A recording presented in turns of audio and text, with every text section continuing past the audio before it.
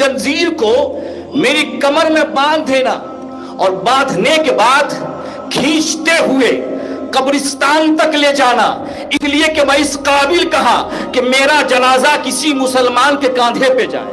حضرت آدم علیہ السلام کا پیشہ کیا تھا؟ کھیتی باڑی کرنا۔ حضرت نوح علیہ السلام کا پیشہ کیا تھا؟ کشتی بنانا۔ حضرت ادریس علیہ السلام کا پیشہ کیا تھا؟ سلائی درزی کام کرنا۔ اس سرکار اذان کاشی رحمۃ اللہ علیہ کا روضہ یہ بہت ہی ادب کی جگہ ہے۔ ہمارے علماء کرام بیٹھے ہوئے ہیں، توجہ کے ساتھ سنیں آپ، بہت ہی ادب کی جگہ ہے۔ اور آپ جانتے ہیں با ادب با نصیب، بے ادب بد نصیب۔ اے پائے نظر ہوش میں آ، یہ کوئے ولی ہے، ولیوں کا کوچہ۔ اے پائے نظر ہوش میں آ، یہ کوئے ولی ہے، یہاں آنکھوں سے چلنا بھی بے ادبی ہے، یہاں آنکھوں سے چلنا بھی بے ادبی ہے۔ بڑے ہی ادب و احترام کے ساتھ میں 2-3 واقعات میں سناؤں گا آپ کو، زیادہ وقت نہیں لوں گا میں آپ 2-3 واقعات، اور بہت ہی اس میں عبرت ہے ہم جیسے مولویوں کے لیے، ہم جیسے لوگوں کے لیے۔ الحمدللہ ثم الحمدللہ، جو حضرت آدم علیہ السلام سے لے کر کے جناب محمد رسول اللہ صلی اللہ علیہ وسلم تک کم و بیش 1,24,000 انبیاء و مرسلین، ان میں سے آپ غور و فکر کریں گے آپ تو حضرت آدم علیہ السلام کا پیشہ کیا تھا؟ کھیتی باڑی کرنا۔ حضرت نوح علیہ السلام کا پیشہ کیا تھا؟ کشتی بنانا۔ حضرت ادریس علیہ السلام کا پیشہ کیا تھا؟ سلائی درزی کام کرنا۔ اسی طرح سے انبیاء کرام نے دعوت و تبلیغ کے سلسلے میں دین اسلام کو اور دعوت و تبلیغ کو ذریعہ معاش نہیں بنایا۔ انبیاء اعظام نے دعوت و تبلیغ کے لیے ذریعہ معاش نہیں بنایا، دنیا کی دولت کمانے کے لیے، حکومت و کرسی کے لیے، جاہ و حشمت کے لیے ان لوگوں نے دعوت و تبلیغ اور اسلام کے کام کو ذریعہ معاش نہیں بنایا۔ اسی لیے کہا گیا نا قُلْ لَا أَسْأَلُكُمْ عَلَيْهِ أَجْرًا وَمَا أَسْأَلُكُمْ عَلَيْهِ مِنْ أَجْرٍ إِنْ أَجْرِيَ إِلَّا عَلَىٰ رَبِّ الْعَالَمِينَ، کہ میرا اجر تو وہ پروردگار عالم دے گا جو سارے کائنات کا مالک ہے۔ وہ بس اسی روش کو، اسی طریقہ کو اختیار کرتے ہوئے اولیاء اعظام اور صوفیاء اعظام نے وہی طریقہ، وہی روش کو اختیار کیا، اور وہ روش اور وہ طریقہ اگر آپ کو دیکھنے کو ملے گا تو اذان کاشی رحمۃ اللہ علیہ کو زندگی میں ملے گا آپ کو۔ ان کی زندگی سے ہوتا ہوا ان کے بعد مؤذن رحمۃ اللہ علیہ، مفتی حافظی رحمۃ اللہ علیہ، مشیدہ حضور قبلہ رحمۃ اللہ علیہ، اور ہمارے موجودہ گدی نشی ماسٹر صاحب قبلہ دامت برکاتہم العالیہ، جو فی الوقت منصب ولایت اور منصب خلافت پر جلوہ کر ہیں۔ کہیں سبحان اللہ۔ آپ کی مرشد کا ذکر ہو رہا ہے، مرشد کا ذکر سنو تو دل مچل جاتا ہے بھائی، سبحان اللہ۔ الحمدللہ ہمارے علماء کرام نے پورا 10 روز کا یہ نمبر روز ہے، یہ مسائل کا انبار لگا دیا آپ کو، جنازہ نہلانے کے طریقہ، مردہ کو نہلانے کے طریقہ، بہت سارے ایسے دینی مسائل شریعہ آپ کے سامنے پیش کیا۔ اللہ تعالیٰ سے دعا ہے کہ اللہ ہم سبوں کو اس مسائل پہ چلنے کی توفیق و رفیق عطا فرمائے۔ جب ولی کا دربار ہے، ولی کا عرس ہو رہا ہے تو ولی اللہ کا ذکر بھی تو ہو جائے۔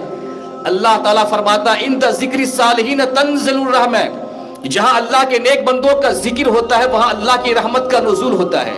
اور میں نے پچھلی بار حدیث پڑھی تھی، حضرت معاذ روایت کرتے ہیں کہ ہادی کونین نے فرمایا کہ ذکر الانبیاء من العبادہ، کہ انبیاء کا ذکر عبادت کا حصہ ہے، وذکر الصالحین کفارہ، صالحین کا ذکر سے، صالحین کا ذکر گناہوں کا کفارہ ہے، گناہ مٹ جاتا ہے۔ اور الحمدللہ ہم بہت گنہگار ہیں، ہم چاہتے ہیں کہ ایسی پاکیزہ دربار مجھے نصیب ہوئی ہے، میں زیادہ سے زیادہ ولی اللہ کا ذکر کروں تاکہ میرا گناہ دھل جائے۔ اس لیے کہ ہم بیمار ہیں، ہم بیمار ہیں، یہاں علاج کے لیے آئے ہیں۔ ہم کیا ہیں؟ بیمار ہیں، ہمارا علاج ہو جائے۔ تو عزیزان محترم، وہ ذریعہ معاش کا طریقہ جو جناب محمد رسول اللہ صلی اللہ علیہ وسلم نے اختیار کیا تھا، وہی ذریعہ معاش دعوت و تبلیغ کا ذریعہ جو ہے سرکار اذان کاشی رحمۃ اللہ علیہ کی سے ہوتے ہوئے آپ کے 5ویں خلفاء تک پہنچتا ہے۔ موجودہ حضور قبلہ رحمۃ اللہ علیہ کو پیش نظر رکھیے، اور اس کے بعد عبرت ہے ہمارے لیے اور آپ کے لیے، تاکہ ہم اس سے سبق حاصل کریں گے۔ حضرت مخدوم سمنانی رحمۃ اللہ علیہ کا نام آپ نے سنا ہوگا، اگر آپ نے نہیں سنا ہوگا تو سن لیجئے آپ. سمنان کی بادشاہت کو ترک کر کے ہندوستان کی ولایت عطا کی گئی. آپ نے سنا ہوگا ہمارے مولانا خورشید صاحب کے زمانے کے وہ آئے اور پنڈوا شریف میں علاء الحق پنڈوی رحمۃ اللہ علیہ کے مرید ہوئے. خیر ان کا واقعہ ہے. وہ اپنی کتاب میں لطائف اشرفی، ایک کتاب کا نام ہے، قلم بند فرماتے ہیں کہ حضرت احمد جام چشتی رحمۃ اللہ علیہ بہت پائے کے بزرگ اور خدا رسیدہ بزرگ تھے، مگر ان کی مزدوری، وہ مزدوری کرتے تھے اور مزدوری ان کا ذریعہ معاش تھا، اسی سے ان کی زندگی بسر ہوتی تھی. وہ مزدوری کرتے تھے. توجہ کے ساتھ سنیں آپ، اور آپ کو اس واقعہ سے بہت ہی امپورٹنٹ چیز نظر آئیں گی آپ کو، تاکہ دنیا والا جو بیٹھے ہوئے ہیں نا، جو مسند نشی ہیں، انہیں ماسٹر نہ سمجھے. توجہ کے ساتھ سنیں گے آپ. عمر رسیدہ بزرگ تھے، پائے کے ولی تھے. جب ان کا وصال کا وقت قریب آیا، جب موت کا وقت قریب آیا، تو اپنے ماننے والوں کو، اپنے چاہنے والوں کو قریب کیا اور چاہنے والوں سے کہا کہ میرا وصال کا وقت قریب آ چکا ہے، قبر مجھ سے اور میں قبر سے قریب ہو رہا ہوں، میری رحلت کا زمانہ قریب آ چکا ہے، میری موت کا وقت قریب آ چکا ہے. دیکھو یہ چولہا سامنے تجھے نظر آ رہا ہے نا، اس چولہا کے اوپر توا ہے. کیا بولتے ہیں یہاں پہ بنگلہ میں؟ توا بولتے ہیں بنگلہ میں. اس چولہا کے اوپر توا ہے اور اس توا کے اوپر کالی کالی، کیا اس کو بولتے ہیں، کالک. اس توا کے اوپر کالک ہے. پوری زندگی میں نے اسی توا پہ روٹی پکائی ہے، کھائی ہے، اور میں نے اس کی کالک کو صاف نہیں کی ہے، اور میں نے اسی دن کے لیے چھوڑ رکھا ہے. جب میرا وصال ہو جائے تو اس کالک کو میرے منہ میں مل دینا، اس لیے کہ میں اس قابل نہیں کہ میں اپنا چہرہ پروردگار کو دکھاؤں. یہ زنجیر ہے. اس زنجیر کو، یہ زنجیر لو، یہ زنجیر لو، اور اس زنجیر کو میری کمر میں باندھ دینا، اور باندھنے کے بعد کھینچتے ہوئے قبرستان تک لے جانا، اس لیے کہ میں اس قابل کہا کہ میرا جنازہ کسی مسلمان کے کاندھے پہ جائے. یہ ہے طریقت. کہ سبحان اللہ، یہ ہے معرفت. حضرات کچھ دنوں کے بعد حضرت احمد جام چشتی رحمت اللہ علیہ کا وصال ہو گیا. لوگوں نے وصیت پوری کرنی چاہیے، لوگوں نے، بے خبر لوگوں نے وصیت پوری کرنی چاہیے. مخدوم سمنانی رحمت اللہ علیہ تحریر فرماتے ہیں کہ لوگوں نے وصیت پوری کرنی چاہیے. کالک لگانے کے لیے بڑھا، ایک زور کی آندھی آئی. اتنی زور کی آندھی تھی کہ ایک چہرہ کسی چہرہ کو نہیں دیکھ رہا ہے، چہرہ کو چہرہ نہ سوجھے. کیا مطلب کہ ایک چہرہ کسی کے چہرہ کو نہیں دیکھتا تھا، ایک انسان کسی انسان کو نہیں دیکھتا تھا. ہاتف غیبی نے آواز دی، خبردار خبردار، میرے محبوب بندے کی طرف ہاتھ نہ بڑھانا، نہیں تو پوری دنیا کالی کر دوں گا، پوری دنیا کالی کر دوں گا. اب انہیں ہوش آیا، اب انہیں خیال آیا. لوگوں کا کلیجہ کانپا، دل کپ کپایا کہ جنہیں ہم اپنا جیسا سمجھ رہے تھے وہ تو اپنے وقت کے عارف باللہ مرشد کامل تھے. جسے ہم اپنا جیسا بشر، اپنا جیسا انسان سمجھتے تھے وہ تو مرشد برحق ولی کامل تھے. ہم مجھ جیسے 2 ٹکے کے مولوی کا نشہ، علم کا نشہ ختم ہو جانا چاہیے کہ سرکار آذان غاشی رحمت اللہ علیہ نے موجودہ ماسٹر صاحب کی بلا کو، یہ پہلے ماسٹر تھے، اب یہ ماسٹر نہیں، جو اس حجرہ میں آ جاتا ہے وہ ماسٹر نہیں رہتا ہے، وہ مؤذن نہیں رہتا ہے، بلکہ اپنے وقت کا عارف باللہ مرشد کامل ہو جاتا ہے. کیا ہو جاتا ہے وہ؟ اچھا لگ رہا ہے نا؟ بولے اچھا ٹوپی گھماتے ہیں. مرشد کامل اور ولی کامل ہو جاتا ہے. اب ذرا سوچیں آپ، احمد جام چشتی رحمت اللہ علیہ کو لوگوں نے اپنے جیسا سمجھا. اپنے پاس لوگوں کو بھی پتا نہیں چلا کہ اتنے بڑے بزرگ، اتنے بڑے اللہ کے ولی، پتا کیا چلا، معلوم کیا ہوا کہ ولایت نام ہے اعلان کرنے کا نہیں بلکہ چھپانے کا نام ہے. صوفیاء کرام فرماتے ہیں کہ اپنی کرامت کو، اپنی ولایت کو اس طرح چھپاؤ جیسے کہ حائضہ عورت اپنے کپڑے کو چھپاتی ہے. ڈھنڈورا مت پیٹا کرو. سرکار اذان گاشی رحمت اللہ علیہ کے ماننے والوں اور ان کے چاہنے والوں، سرکار اذان گاشی رحمت اللہ علیہ کے جتنے خلفاء یہاں پہ بیٹھے ہیں، فاروق اعظم کی وراثت ان کو مل چکی ہے. دیکھیں آپ کیا نام ہے.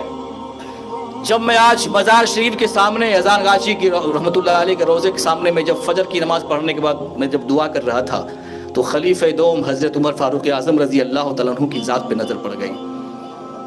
وہ خلیفہ دوم حضرت عمر فاروق اعظم کی نسل سے ہیں، ان کا بھی تو ذکر ہونا چاہیے نا بھائی، ان کی بھی تو ذکر ہونی چاہیے. یاد رکھو، چاہے وہ خواجہ ہو، چاہے غوث اعظم ہو، چاہے اپنے وقت کا قطب ہو، کوئی بھی صحابی کے درجہ تک نہیں پہنچ سکتا ہے، اور کوئی بھی صحابی نبی کے درجہ تک نہیں پہنچ سکتا ہے. عزیزان محترم، وہ عمر فاروق اعظم رضی اللہ تعالیٰ عنہ جس کے تعلق سے آقا فرماتے ہیں کہ میرا عمر جب چلتا ہے نا تو عمر کے سایہ سے شیطان بھاگ جاتا ہے.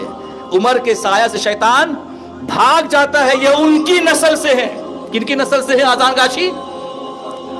یہ کوئی رسمن کتاب میں لکھ نہیں دی گئی ہے، ہم آپ کو رسمن نہیں سنا رہے ہیں، اس لیے کہ اس مجلس پاک میں شان مصطفیٰ بھی بیان ہونی چاہیے، شان صحابہ بھی بیان ہونا چاہیے.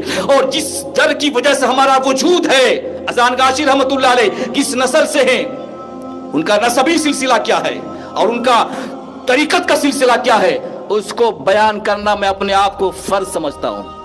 کیا بولے تو اس کا میں اپنے آپ کو فرض سمجھتا ہوں اور اللہ کی رحمت کو حاصل کرتا ہوں. وہ خلیفہ دوم حضرت عمر فاروق اعظم رضی اللہ تعالی. مختصر میں جانتے ہیں آپ، مدینہ مقدسہ میں ایک مرتبہ زلزلہ آ گیا، بھوکمپ، زلزلہ آ گیا، زمین ہلنے لگی. فاروق اعظم کے ہاتھ میں ایک درہ تھا، درہ زمین پہ مارا اور فاروق اعظم نے فرمایا، اے زمین بتا، کیا عمر نے تجھ پر انصاف نہیں کیا؟ سبحان اللہ، کیا عمر نے تجھ پہ انصاف نہیں کیا؟ مدینہ کا زلزلہ ختم ہو گیا. سبحان اللہ، مدینہ کا زلزلہ ختم ہو گیا. انشاءاللہ کبھی زندگی سلامت رہی تو فاروق اعظم کی حیات مبارکہ پہ انشاءاللہ گفتگو کرنے کا اللہ مجھے توفیق دے کروں گا انشاءاللہ. وہ دریائے نیل کا واقعہ آپ سنیں، آپ وہ نہاون کا واقعہ آپ سنیں، آپ تاکہ اندازہ ہو جائے کہ جس کے اجداد اتنے با کرامت تھے تو ان کا پوتا کتنی کرامت والا ہوگا. جن کے اجداد کا یہ عالم، مقام و شان کا یہ عالم ہے تو ان کی نسل کا عالم کیا ہوگا. شیخ مجدد الفسانی کی نسل سے آپ یہ بھی کہتے ہیں کہ شیخ مجدد الفسانی، ان کا بھی تو ذکر ہونی چاہیے. بولیے، آپ بولیے. شیخ مجدد الفسانی کا بھی تو ذکر ہونی چاہیے. اللہ ہم سبوں کو توفیق بخشے کہ جس در کا ہم نمک کھاتے ہیں، جس در سے ہم پلتے ہیں، ظاہر سی بات ہم تو اولیاء کرام کا صدقہ کھاتے ہیں، اور آپ اولیاء کرام کا صدقہ کھاتے ہیں تو ان کا بھی ذکر مناسب ہے. انشاءاللہ زندگی سلامت رہی تو اس پہ بھی ہم گفتگو کریں گے. عزیزان محترم، یہ دربار صوفیاء کرام کا دربار ہے. یہاں رنگا برنگی نہیں چلتا. یہاں پہ سناتے کے واقعہ انشاءاللہ بڑا ایک دم دل خوش ہو جائے گا آپ کو. کرامات اولیاء میں سے میں ایک بات بتا رہا ہوں آپ کو کہ حضرت امام قرخی رحمۃ اللہ علیہ کے نام سنے ہوں گے آپ. حضرت امام قرخی رحمۃ اللہ علیہ بہت بڑے، بس ایک کرامت سناؤں گفتگو ختم کر دوں گا. بہت بڑے اپنے وقت کے عارف باللہ اور بہت ہی خدا رسیدہ بزرگ تھے اور جن کی ولایت کا شہرہ دور دور تک پہنچا ہوا تھا. ان کی خدمت میں توجہ کے ساتھ سنیے، بڑی سنجیدگی کے ساتھ سنیے کیونکہ یہ ادب کا مقام ہے. ان کی بارگاہ میں، حضرت امام قرخی رحمۃ اللہ علیہ کی بارگاہ میں ایک درویش کمبل پوش، کمبل اوڑھے ہوئے کمبل پوش درویش حاضر ہوئے. اور جب حضرت امام قرخی رحمۃ اللہ علیہ کی دروازے پہ آئے، ان کی چوکھٹ پہ آئے تو ان کے دروازوں پہ کیا دیکھا کہ ایک دو گھوڑے نہیں بلکہ سینکڑوں قیمتی گھوڑے بندھے ہوئے ہیں. سینکڑوں قیمتی گھوڑے بندھے ہوئے ہیں اور ان گھوڑوں کی جو کیا بولتے اس کو، گلے میں، گھوڑوں کی گلے میں ریشم کی ڈوریاں بندھی ہوئی ہیں، ریشم کی ڈوریاں، اور سونے کے کھوٹے میں گھوڑا بندھا ہوا ہے. سونے کے کھوٹے میں، کھوٹا سمجھ رہے نا، سونے کے کھوٹے میں گھوڑے بندھے ہوئے ہیں. درویش کے دل میں خیال پیدا ہوا، یہ کیسی ولایت ہے جس کو دیکھنے کے بعد بادشاہ بھی شرما جائے. جس کو دیکھنے کے بعد بادشاہ بھی شرما جائے، یہ کیسی ولایت ہے؟ یہ دل میں خیال آیا اور کہا وہ درویش یہ اللہ والا نہیں ہو سکتا، یہ دنیا دار ہے، یہ دنیا والا ہے، یہ اللہ والا نہیں ہو سکتا ہے۔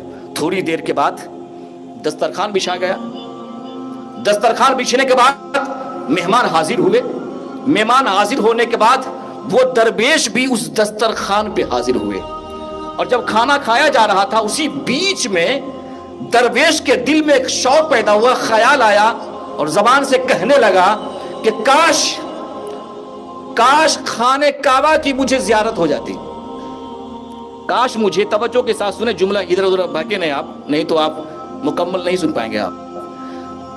اس درویش کے دل میں یہ خیال پیدا ہوا کہ مدتوں سے ہمیں آرزو تھی، یہ تمنا تھی، کاش خانے کعبہ کی زیارت نصیب ہو جاتی۔ حضرت امام کرخی رحمۃ اللہ علیہ خاموشی سے سنتے رہے۔ جب دسترخوان اٹھا لیا گیا، سارے مہمان کھانے سے فارغ ہو گئے، تو حضرت امام کرخی رحمۃ اللہ علیہ نے اس درویش کا ہاتھ تھاما اور ہاتھ تھام کر ٹہلنے لگے، ہاتھ تھام کر ٹہلنے لگے۔ ٹہلتے ٹہلتے کئی میل دور چلے گئے، کئی میل دور چلے گئے، یہاں تک درویش کو خیال آیا، اور درویش نے کہا کہ حضرت کہاں تک چلیے گا، حضرت کہاں تک چلیے گا؟